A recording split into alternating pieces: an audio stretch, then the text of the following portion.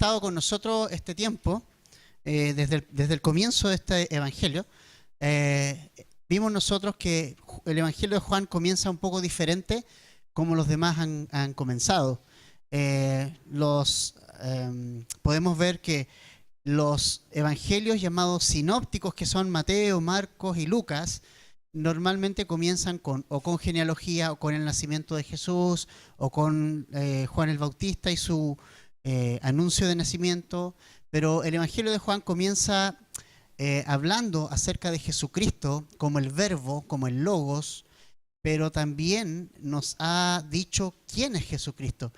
Yo creo que una de las cosas que no había duda en la época de Jesús, y esto es súper importante, no había duda alguna en la época de Jesús. O sea, supongamos que tú hayas vivido en la época de Jesús, ¿ya? Trasladémonos a la época de Jesús. Ya, supongamos que nosotros vivimos en los alrededores de Jerusalén, o en algunas de las regiones de Galilea, o vivimos en alguna de las regiones aledañas. Era imposible dudar o poner en duda la existencia de Jesús, ¿ok? O sea, si tú eras del lugar, si tú eras de los alrededores, si tú hubieras vivido en la época, era innegable que la persona de Jesús existía. Ese no era el punto, ¿ya? Y eso es súper importante y súper relevante que nosotros lo entendamos, familia. Mira, el tema de Jesús no es si existió o no. El tema es quién fue. El tema es quién es. Y la pregunta más profunda, ¿quién es para ti? Entonces, si nosotros nos remontamos a la época de Jesús, no había ninguna duda de su existencia. Tampoco habían dudas de su crucifixión ni de su resurrección. Era un hecho histórico, comprobable.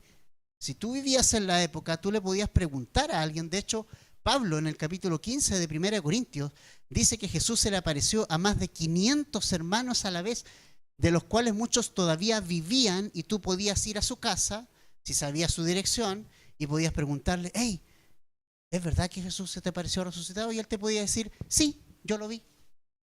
O sea, era innegable que Jesús existió. Es innegable que la cruz es verdad. Innegable que Él murió en una cruz.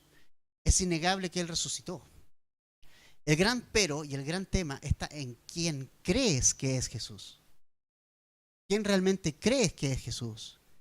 Y lo que nos ha dicho Juan es que Jesús es Dios entre nosotros. Dios es eterno y Jesús es eterno. Nos ha dicho que Jesús es creador. Nos ha dicho que Jesús es luz, la luz verdadera, no los fuegos artificiales de este mundo, ¿verdad? Hemos dicho y vimos esa diferencia, que la luz alumbra en la oscuridad, pero es una luz duradera, no artificial, no fuegos artificiales, sino una luz duradera.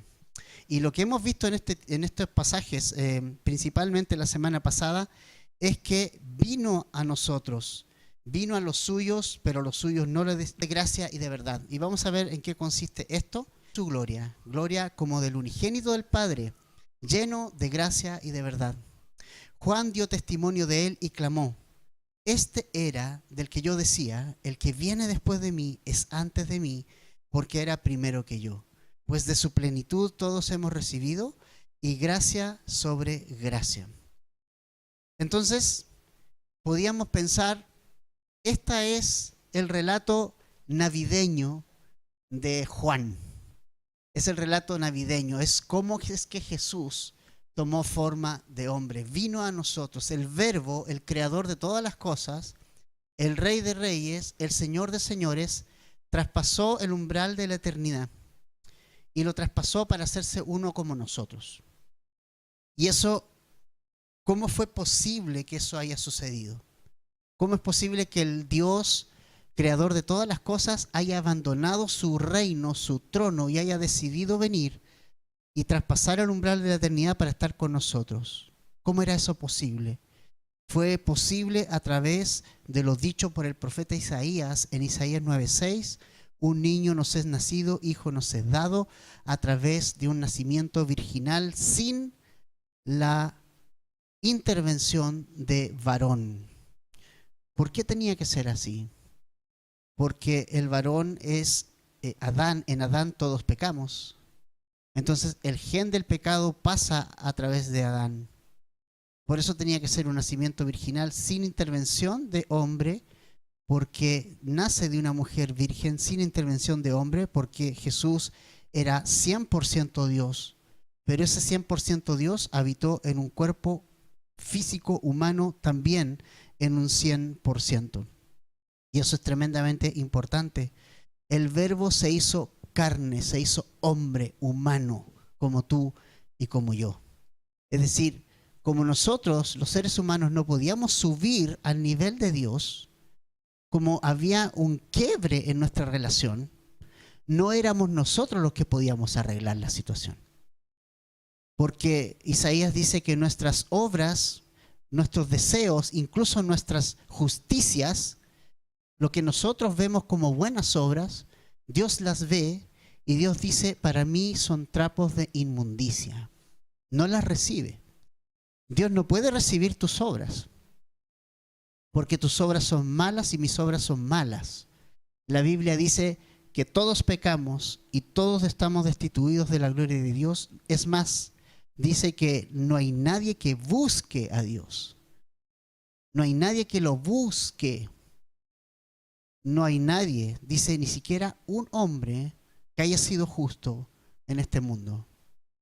Entonces nosotros no podíamos acercarnos a Dios.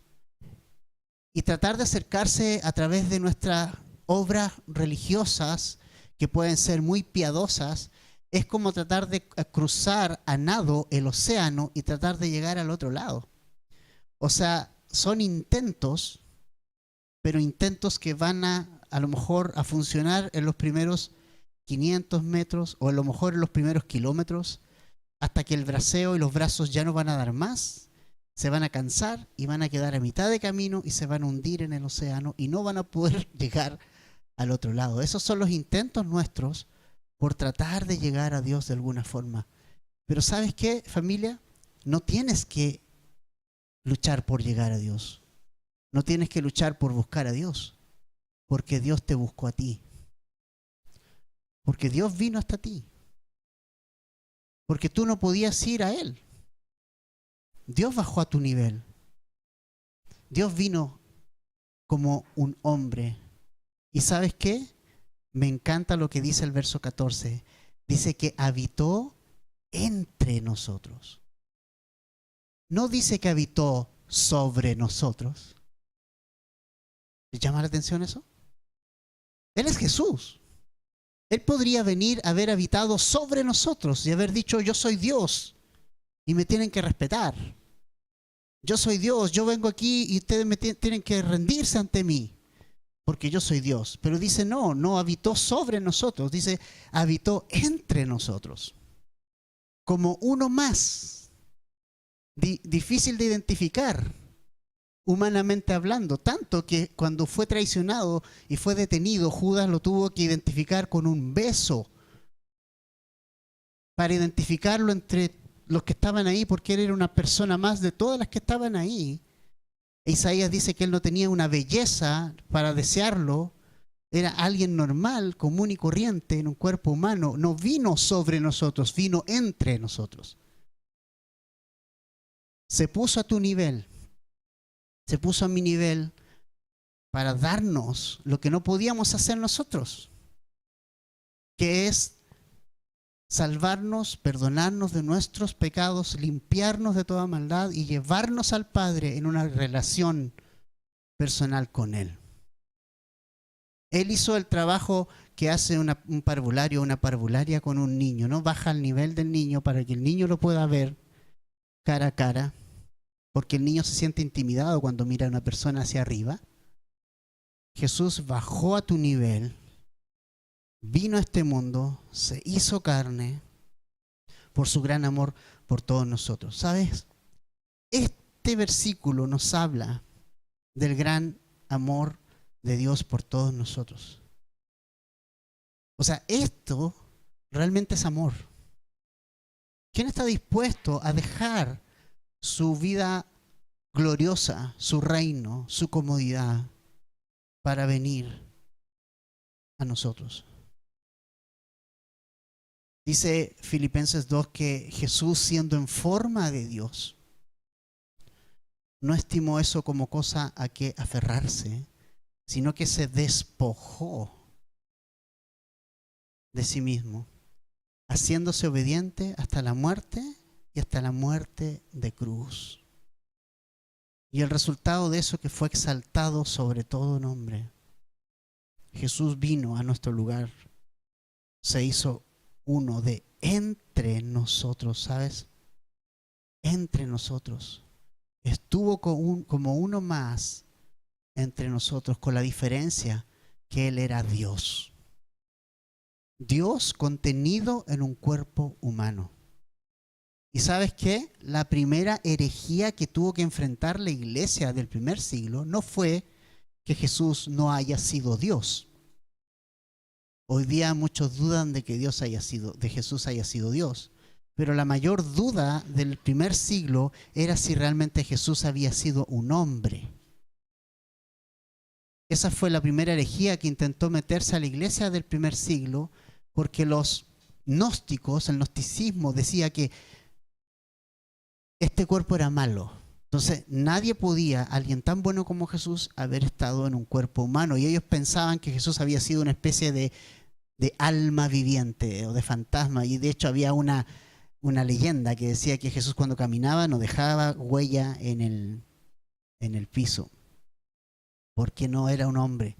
Cosa que desmiente rotundamente Juan en su evangelio y también en su carta, porque dice que el que no cree que Jesús ha venido en carne humana, dice que es el anticristo. Ese cuerpo humano hace más de 2000 años atrás contuvo a Dios. Jesús era 100% ambas cosas. No nos imaginemos que es 50% Dios y 50% hombre. No estamos, nosotros más o menos pensamos eso. No fue eso. Jesús fue 100% Dios y a la vez 100% hombre. Total y absolutamente, en un 100%. Y vino a este mundo y se encarnó por amor tan grande hacia nosotros. Ese Hijo vino desde la eternidad. Y eso demuestra el gran amor que Cristo tiene por nosotros, familia. O sea, el amor de Dios es este. Juan 3:16 va a decir: porque de tal manera amó Dios al mundo, que ha dado a su Hijo unigénito. Lo dio, lo entregó, con el propósito de que todo aquel que en Él cree no se pierda, sino que tenga vida eterna. Entonces, familia, es innegable que Jesús existió. Es innegable que Jesús caminó en los caminos de la región de Galilea y los alrededores. Es innegable para muchos que Jesús resucitó. El punto es: ¿quién es Jesús para ti hoy? ¿Qué significa para ti? ¿Es simplemente un hombre que murió, que vivió, que alguien me dijo que murió y resucitó? ¿O es alguien que está vivo para ti? ¿Es una relación viva para ti? ¿Y cómo sabemos que esa relación viva está para nosotros? ¿Cómo sabemos que está viva para nosotros? Mira lo que dice el 14 después. Y habitó entre nosotros y vimos su gloria. Ahí hay una experiencia personal con Jesús, ¿ves? No simplemente Juan está diciendo: sí, mira, Jesús traspasó la eternidad, fue hombre y estuvo entre nosotros, sino que dice: nosotros lo experimentamos. Lo experimentamos, lo vimos. No simplemente lo sentimos, lo vimos. Vimos su gloria. O sea, en el fondo hay una experiencia de Juan con Jesús. Vimos su gloria. Y mira lo que dice Primera de Juan, capítulo 1, versos 1 y 2, porque es algo bien interesante de ver. Primera de Juan, por favor, capítulo 1, versos 1 y 2. Dice algo bien interesante ahí.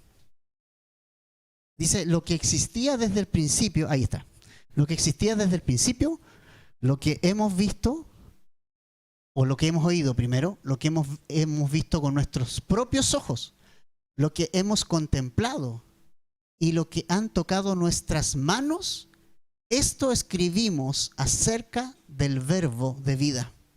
¿Te fijas? O sea, no es simplemente, oh sí, y dice la vida se manifestó, nosotros lo hemos visto y damos testimonio.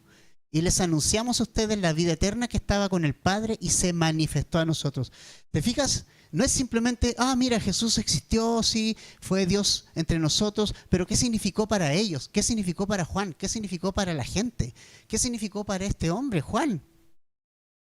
Significó una experiencia con Dios, una experiencia real. Lo vieron, lo tocaron, vieron su gloria. Y me gusta esa frase que dice, habitó entre nosotros, porque habitar, esa palabra viene de tabernáculo. ¿Se acuerdan del Antiguo Testamento? El tabernáculo de reunión.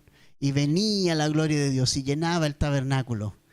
Pero acá, esa misma gloria está contenida en un cuerpo humano. La gloria de Dios. Y me gusta eso, porque esa es una frase en el Antiguo Testamento muy famosa, una palabra que yo creo que a lo mejor han escuchado, el Shekinah. La presencia de Dios. La presencia de Dios. Ustedes saben cómo Israel anhelaba esa presencia, de repente no se daba siempre. No se daba siempre. De repente el Señor llenaba el tabernáculo y venía y bajaba. Pero ahora esa presencia, esa gloria estuvo entre nosotros, familia. Estuvo aquí y está aquí. Cuando nosotros cantamos tu gloria está aquí, eso es real.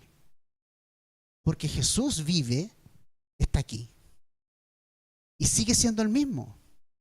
Y sigue queriendo tener comunión con nosotros. Y sigue queriendo tener esa cercanía con nosotros. Y eso es tan importante. Por eso yo estoy hasta acá hastiado. La gente conoce religión, no conoce a Cristo, relación personal. Porque cuando conocemos a Cristo cambia nuestra vida. Él hace cambios en nuestra vida. Se ve, se percibe. La vida de los discípulos nunca fue la misma cuando se chocaron con el Hijo de Dios. Nunca fue la misma. Se chocaron con el Hijo de Dios. Y el Hijo de Dios, nada de intimidante te voy a decir. El Hijo de Dios no fue el pentecostal que estaba predicando en la calle. El Hijo de Dios era nada de intimidante. Cero intimidación. Pero era Dios. Nadie se sentía intimidado cuando se acercaba a Jesús. Porque Él vino para que nos acercáramos. Él se acercó a nosotros.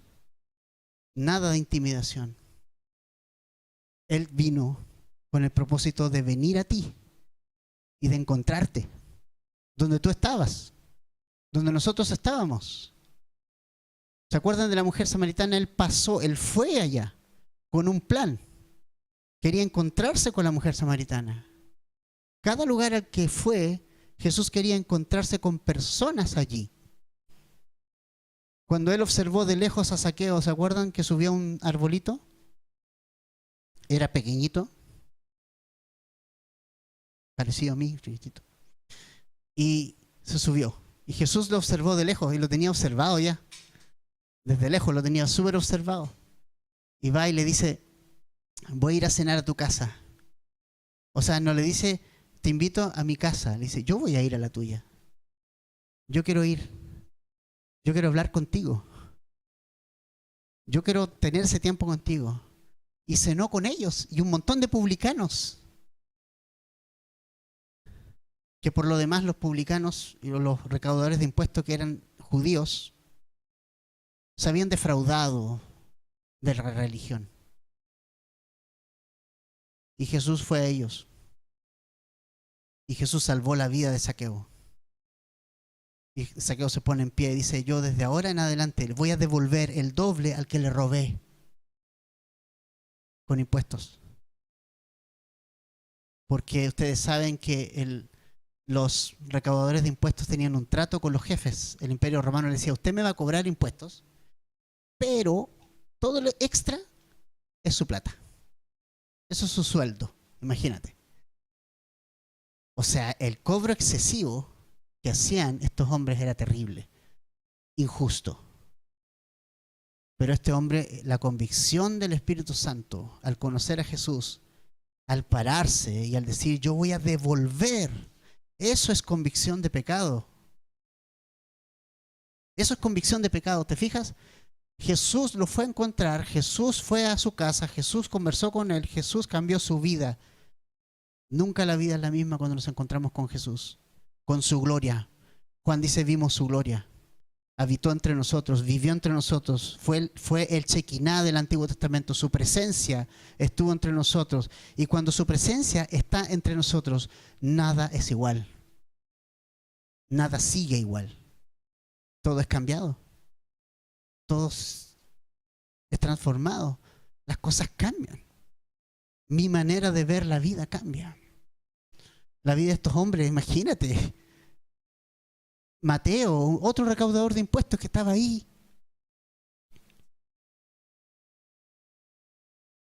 Pedro, Juan, Andrés, pescadores que estaban ahí en su negocio de las redes, de pescado y toda la cosa. O sea, un celote, uno medio revolucionario, ¿ah? Del MIR. Y Jesús le dice, vamos. O sea, Jesús cambió sus vidas. Y esos hombres cambiaron el mundo. ¿Por qué cambiaron el mundo? Porque Jesús lo cambió. No fueron ellos. Fue Jesús en ellos. Nosotros estamos viviendo en un tiempo, familia, en que nos quejamos de los tiempos que estamos viviendo. La iglesia se queja de los tiempos que estamos viviendo. Y no sé qué tiempo esperamos, porque esto estaba totalmente escrito que iba a pasar así. Nosotros sabíamos que esto iba a ser así, y probablemente va a ser peor. Pero ¿sabes qué? Jesús dijo algo a Pedro. Cuando Pedro dijo, tú eres el Hijo, el Cristo, el Hijo del Dios viviente, Jesús le dijo a Pedro, sobre esa roca, sobre esa declaración, yo edificaré mi iglesia y las puertas del Hades no prevalecerán contra ella. Jesús le dijo a Pedro, ¿sabes qué? La iglesia, mi iglesia es victoriosa. Nunca va a ser derrotada. Nunca. Pero es que están matando cristianos. Matan uno, salen 50 más. Pablo estaba preso, pero él desde la cárcel le escribe a 2 Timoteo, en 2 Timoteo 2:9 le dice a Timoteo, la palabra de Dios no está presa a Timoteo. O sea, no depende de hombres, no depende de que yo esté encerrado, que esté vivo, que esté muerto. Yo me voy a morir en el futuro ya, en algún momento. Y eso no va a pasar nada. Dios va a seguir moviéndose. Es Dios. Es su obra. Es lo que Él hace. Es Jesús, su gloria, habitando entre nosotros todavía. Porque Jesús se mueve entre su iglesia. Si tú vas a las cartas del Apocalipsis, Jesús camina entre su iglesia. Camina entre ellos. Y es así como lo que Jesús hace en este tiempo, camina entre su verdadera iglesia. Camina entre ellos. Y se mueve entre nosotros. Y sigue presente su gloria, sigue habitando entre nosotros. Sigue haciendo cosas. Puede seguir cambiando y transformando las vidas de la gente. El cristianismo no es una ideología. Saquémonos de la mente eso. Ser un cristiano no es una ideología. El cristianismo es vida eterna en Cristo. Vida de verdad. Propósito diferente. Salvación. Buenas noticias. Entonces, vimos su gloria, familia. Lo palpamos, lo vimos, lo tocamos.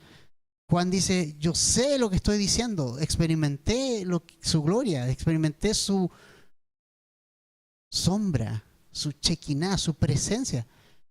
Lo experimenté, lo vi. Entonces el punto, familia, es que esto es como súper importante. No es que simplemente tal vez tú dices, pero es que yo acepté a Cristo un día. No, es que sí sé que Jesús es el Hijo de Dios, pero ¿lo tocaste? ¿Has visto su gloria? ¿Sabes quién es? ¿Lo experimentaste? ¿Es una experiencia verdadera y real para ti? ¿Se te reveló a ti? Él vino para eso. Él vino a tu encuentro. Él vino para que tú lo siguieras. Él vino para que tú le abrieras tu corazón. Él vino para eso. para que le viéramos su gloria, para que contempláramos al Señor. Y esto me encanta. Y mucha gente dice, ay, pero tu Dios no se ve. Yo nunca he visto a tu Dios en ninguna parte. Hablan de un Dios invisible. No, no, no, no, no es un Dios invisible. Dios se dejó ver hace más de 2000 años atrás. Se dejó ver en la persona de Cristo. Él es Dios. Ahí está. No digas que no se ve Dios. Claro que se vio en la persona de nuestro Señor. Y vimos su gloria, la gloria de Dios. Y vimos su gloria, dice, como del universo. Y lo que continúa me encanta porque dice, lleno de gracia y de verdad. Y esto es importante, dice, lleno, completo. O sea, Jesús tiene todo lo que tú necesitas. Si tú crees que aparte de Jesús necesitas otra cosa más, estás completamente equivocado. Porque si tú tienes a Jesús, tienes todo lo suficiente. Pero si no lo tienes, no tienes nada, absolutamente nada, aunque tengas todo. Es Jesús. En Él está todo lo que tú necesitas. Está lleno, y lleno particularmente de dos cosas. Es lleno de gracia y de verdad. Y esto es fantástico, porque dices, ¿qué necesitábamos nosotros? Necesitamos gracia. ¿Qué es gracia? Es la salvación por medio de Jesús, de manera inmerecida, ¿verdad? Dándonos Dios lo que no merecíamos. Gracia es darnos algo que no merecíamos. Eso es gracia. No trabajaste por ello, no hiciste nada por ello. Simplemente fue algo que se te entregó y se te regaló, sin ninguna condición. Entonces Jesús está lleno de eso, lleno de gracia. Él quiere llenar nuestra vida con su gracia, incluso una doble gracia. Dice el verso 16, y gracia sobre gracia. O sea, ¿qué significa eso? Que es un énfasis doble en la gracia. Y tiene que ver con que nunca faltará la gracia cuando nos acercamos al Señor. Tiene que ver como que la gracia constantemente está fluyendo de Jesús y es un recurso que nunca se agota. Todos los recursos se agotan, ¿cierto?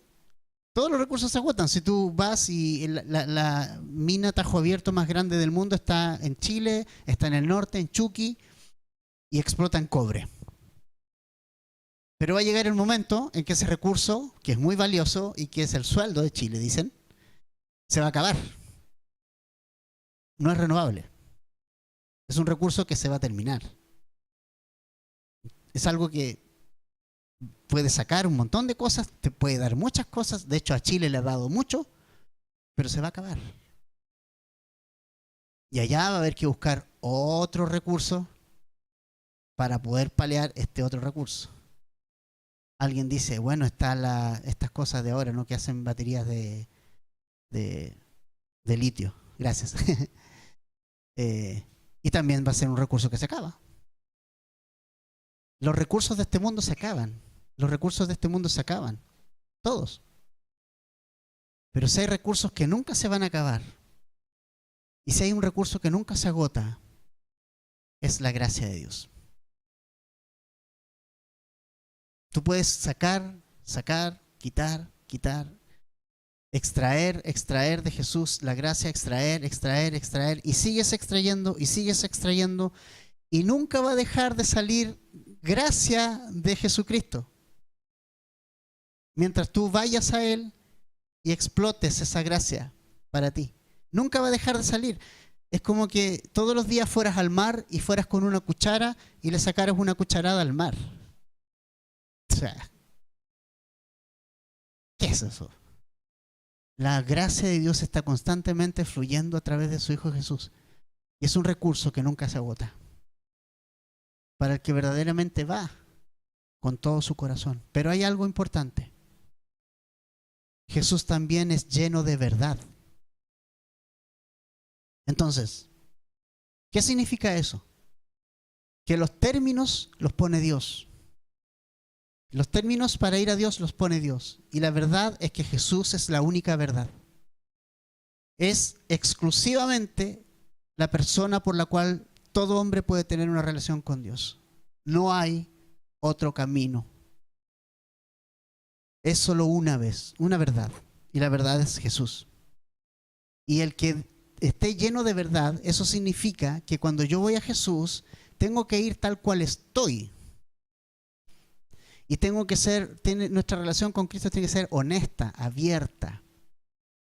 A Jesús no le interesa tapar nuestros errores. A Dios no le interesa tapar nuestros corazones. Mira el Antiguo Testamento. No hay ningún intento por parte de Dios de ocultar los pecados de los grandes hombres de Dios del Antiguo Testamento.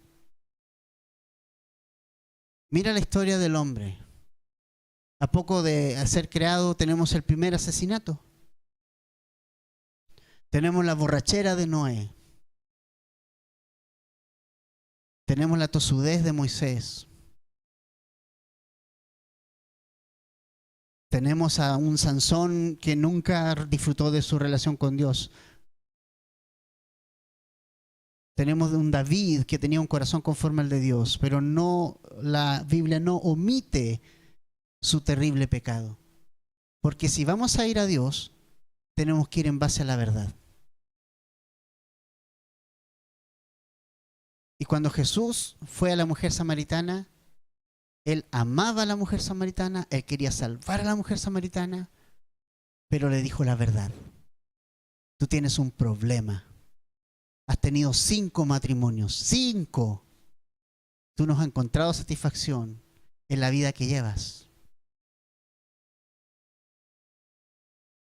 Desnudó completamente su vida. Eso es ir a la verdad. Por eso tú no puedes tener una relación con Dios basado en la mentira. Tú necesitas ser honesto con Dios. Porque Dios te conoce. Dios te conoce.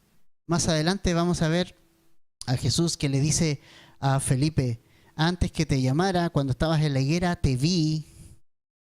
Yo sé quién eres. Yo te conozco.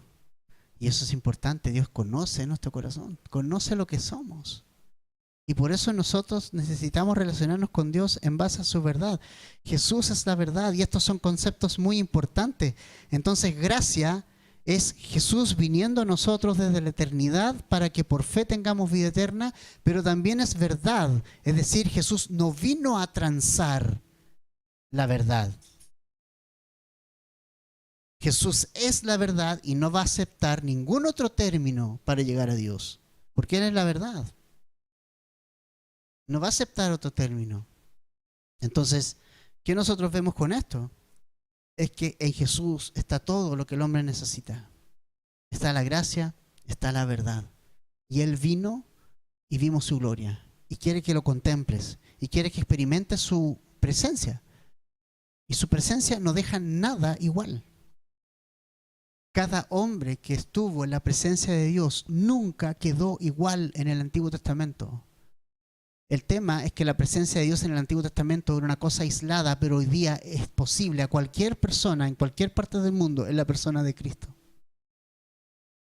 Y puedes experimentar la gloria de Dios de manera personal. Porque Jesús se hizo carne. Se hizo alguien como tú. Porque Cristo bajó a tu nivel. Como C.S. Lewis dijo, el Hijo del Hombre, el Hijo de Dios se hizo hombre para que los hombres nos hiciéramos hijos de Dios. Así funciona. Y lleno de gracia, pero también lleno de verdad. Ahora, ¿qué nos dice el 15 de Juan? No es Juan el que escribe el Evangelio, está hablando ahora de Juan el Bautista, que hemos tenido algunas pinceladas en estos primeros versos. Dice: Juan dio testimonio de él y clamó: este era del que yo decía, el que viene después de mí es antes de mí, porque era primero que yo. Pues de su plenitud todos hemos recibido, y gracia sobre gracia. Porque la ley por medio de Moisés fue dada por medio de Moisés, la gracia y la verdad fueron hechas realidad por medio de Jesucristo. Nadie ha visto jamás a Dios. El unigénito Dios que está en el seno del Padre, Él lo ha dado a conocer. Entonces, familia, Juan el Bautista, que vamos a ver un poco de él la próxima semana más en detalle, fue el que preparó un hombre que necesitó también de esa gracia en su vida. ¿Ok? O sea, él dijo, viene después de mí el que es antes de mí, primero que yo, y de su plenitud todos hemos recibido. O sea, Juan el Bautista tuvo que recibir la gracia de Dios. A pesar del tremendo ministerio que él tenía, él tuvo que recibir de la gracia de Dios. Pero también hay algo importante que vemos en el verso 17 y 18, básicamente, y es que nos muestra los dos lados. Primero dice que la ley fue dada por medio de Moisés. Ahora, esto es súper importante, porque el hombre fue creado para dar gloria a Dios, pero se rompió la relación por la desobediencia, entró el pecado. ¿Ok? Ahora, todos somos pecadores por el hecho de haber nacido. El punto es, ¿cómo sé que estoy en pecado? Entonces vino la ley. La ley, aunque había pecado antes de la ley vino a ponerle nombre al pecado. La ley muestra esa realidad en mi vida. Y la finalidad de la ley era mostrarme que yo no podía. Porque la ley no es mala. La ley es buena, es justa, es santa. Mira los 10 mandamientos. Todos estamos de acuerdo con eso. Tú le preguntas a cualquier persona y dices, ¿estás de acuerdo con no matar? Yo creo que sí. ¿Tú estás de acuerdo con no adulterar? Todos creemos que sí. ¿Con honrar a los padres, con respetarlos? O sea, tú ves los 10 mandamientos y tú dices, wow, eso estoy de acuerdo con eso. El tema es que la ley nunca fue dada para salvarte. La ley me muestra mi condición. Y si tú vas al primer punto de la ley, dice, ¿qué dice el primer mandamiento? Dice, no tendrás dioses ajenos delante de mí. Ok. Y mi pregunta es, ¿cuántos días hemos tenido a Dios en primer lugar este año? ¿Y cuándo lo hemos tenido en segundo o en tercero o ni siquiera lo hemos considerado? ¿Cuántos días en el año? ¿Te das cuenta de la magnitud de lo que eso significa? Ese mandamiento te está diciendo, cuando tú tienes a Dios en segundo lugar, ya estás en pecado. Entonces, si ya con el primero no podemos, el primer mandamiento, el número 1, ya no lo podemos cumplir, o sea, ¿para qué seguimos? Entonces la ley no es un asunto de salvación. La ley condena porque me muestra lo que soy. Y es perfecta. ¿Estamos de acuerdo? Pero tenía un propósito la ley. Gálatas 3:24 dice que la ley vino a ser nuestro guía para conducirnos a Jesús. O sea, fue dada la ley para que me llevara de la mano, ¿ya? Como, como una nodriza, alguien que cuida a un niño, lleva de la mano a alguien hasta que pueda caminar solo. Hasta que viniera el Salvador y podamos caminar tomados de la mano de Cristo, libres en Cristo. Eso pasó.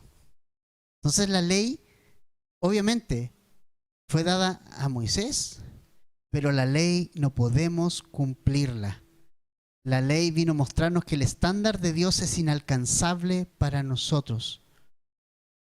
La palabra pecado en el griego es armatía, con H, armatía, que significa errar al blanco. O sea, pensando en estos tipos que tiran la flecha y le apuntan, es errar al blanco, no dar en el punto. Ahora, si yo me comparo con otras personas, claro, yo puedo encontrar a alguien que es peor que yo, siempre. Siempre puedo encontrar, y siempre voy a buscar a alguien peor que yo.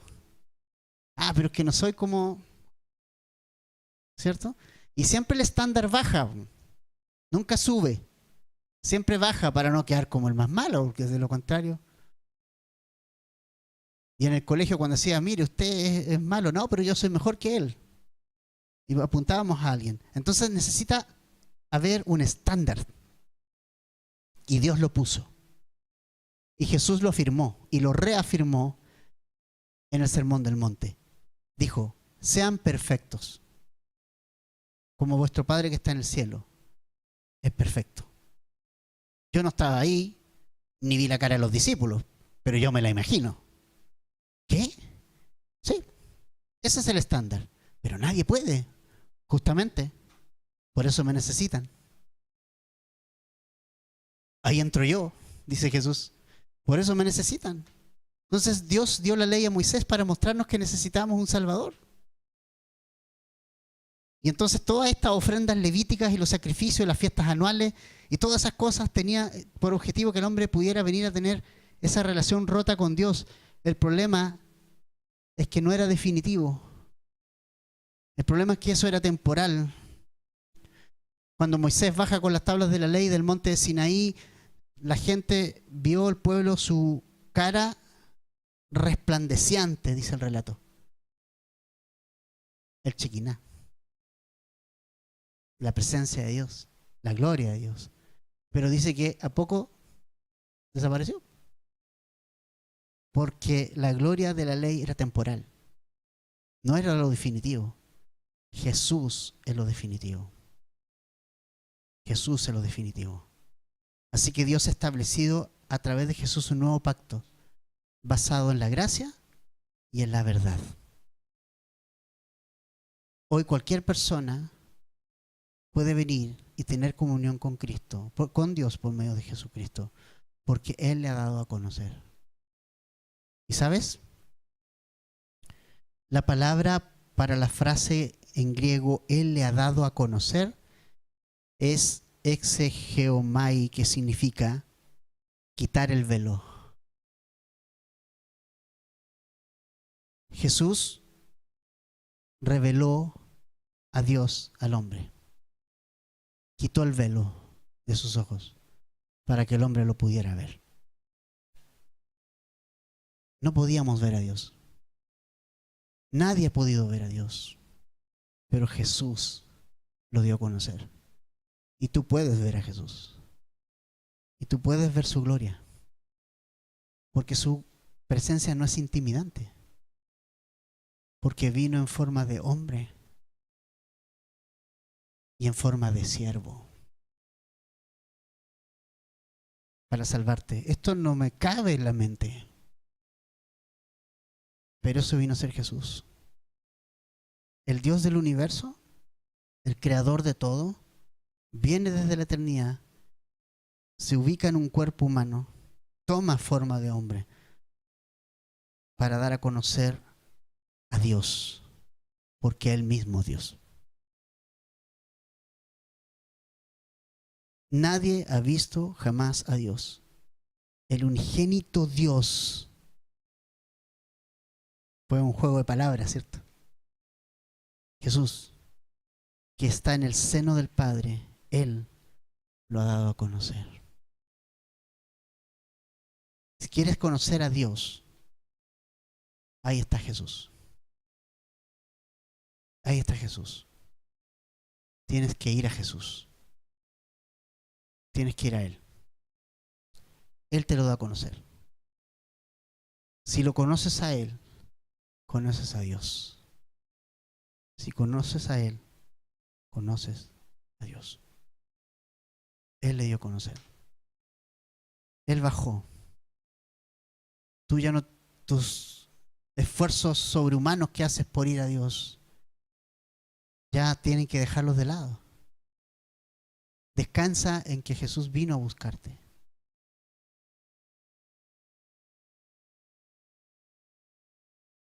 Me encanta esto porque Jesús dio a conocer a Dios. Ya hay un hombre definido, alguien definido a quien yo puedo mirar y en quien puedo ver cómo es Dios. Y por eso mi expectativa de estudiar el Evangelio de Juan, vamos a conocer más a Dios. ¿Cómo es? ¿Qué hizo? ¿Qué puede hacer en mí? ¿Qué ha hecho en otra gente? ¿Qué puede hacer en mí también? Y hoy día que vamos a tomar la cena, esto es súper importante en saber que tú y yo hemos sido invitados a la mesa a comer por la gracia de Dios. Venid benditos de mi Padre, dice, va a decir Jesús en el cielo, vengan a las bodas del Cordero. Vengan a comer. Es genial ese llamado, ¿no? Cuando uno está ahí de repente a comer, oh, qué rico. Y uno está con todo el hambre ahí. Imagínate que esa voz sea Jesús aquel día y te diga, hijo, ven a comer, ven a mi mesa. ¿Sabes qué? Es genial.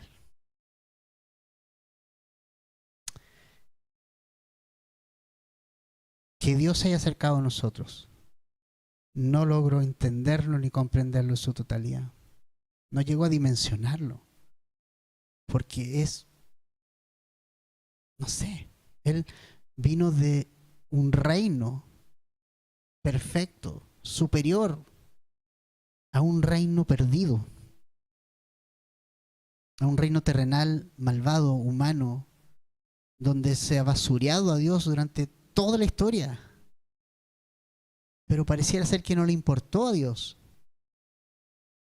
y envió a su Hijo igual para subirnos, para limpiarnos, para cubrirnos con su gracia, con su verdad y con su gloria, ¿sabes? Entonces, ¿te fijas por qué enfatizamos tanto en esta iglesia que Jesús sea el centro y nadie más? Porque de Él es la iglesia. Porque Él la ganó con su sangre. Porque no es algo que tú y yo hayamos ganado, le debemos la gloria a Él. O sea, si alguien se toma la gloria de Dios, la verdad, fuera. Es Dios el que tiene que tomar la gloria. Para Él es la gloria. Y agradecemos a Dios por este tiempo. Y agradecemos a Dios porque Él está lleno de estas cosas. Y solo Él te puede llenar ese vacío que hay en tu corazón. Yo no sé cuál es tu pasado o tu presente, pero Jesús y su presencia quieren hacer algo en ti. Quieren marcar una diferencia. Él vino para hacerlo, pero tienes que ir tal cual estás. No puedes esconder nada. Jesús quiere que vayas a Él con todo. Vamos a orar. Padre, gracias por este tiempo y por tu palabra, por tu